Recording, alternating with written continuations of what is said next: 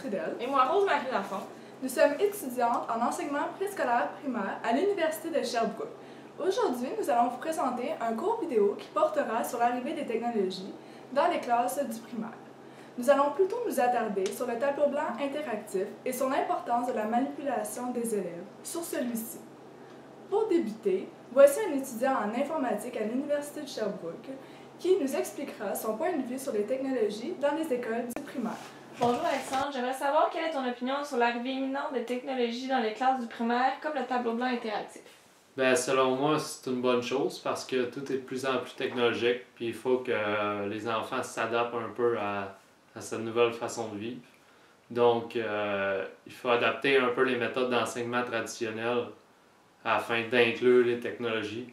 Ça va aussi permettre de faire des activités un peu plus variées durant une classe, un peu plus que les enfants vont trouver un peu plus le fun. Vous m'avez parlé du tableau blanc interactif. Selon moi, c'est un exemple de technologie imminente qui peut apporter beaucoup de nouvelles possibilités, puis aussi permettre un peu à l'élève d'être plus attentif en classe, puis un peu plus captivé par les méthodes d'enseignement.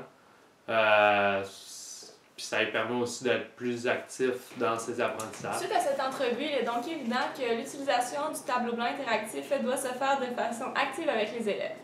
Selon une source universitaire de l'Université de Genève, lorsqu'un enseignant crée une situation d'apprentissage sur le TBI, il doit l'expliquer et ensuite laisser l'enfant pouvoir effectuer la tâche de façon individuelle. Donc cela s'agit d'une intervention ponctuelle. Il est aussi très intéressant d'utiliser l'enseignement explicite pour faire des activités sur le TBI. Selon le récit de l'univers social, il y a 4 étapes dans l'enseignement explicite. La modélisation, la pratique guidée, la pratique autonome et l'objectivation. Si l'on regarde le schéma, on voit que celui-ci commence par la modélisation. L'enseignant doit donc présenter la technique au grand groupe.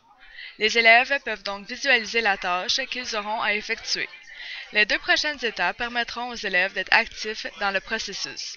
La pratique guidée se fera par l'élève avec l'aide de son enseignante. Celle-ci peut rappeler en tout temps aux élèves les étapes à effectuer.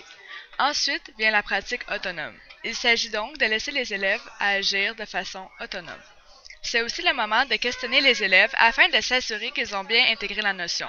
Finalement, c'est le temps de l'objectivation, c'est-à-dire faire un retour sur l'utilisation de la technique par les élèves.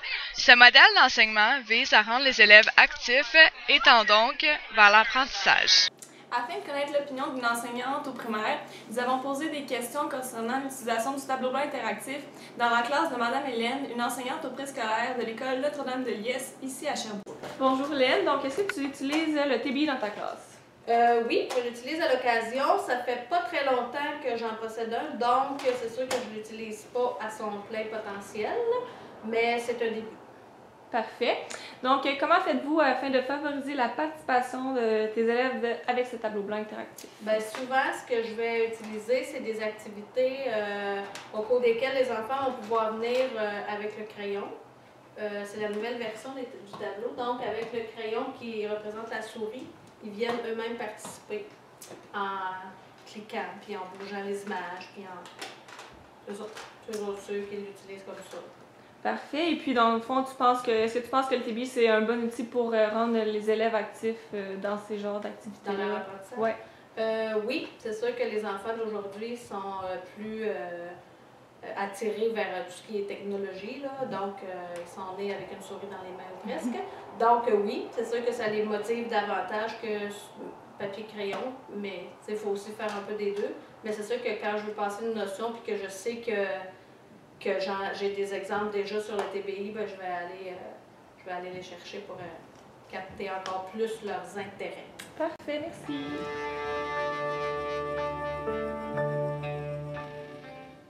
En conclusion, l'utilisation du TBI dans une classe du primaire peut être bénéfique s'il est utilisé de façon active avec les élèves. Il est important de varier notre enseignement et nos activités sur le TBI pour que celui-ci apporte de la diversité dans les apprentissages. Il ne faut cependant pas oublier l'importance de la présence de l'enseignante dans ce processus.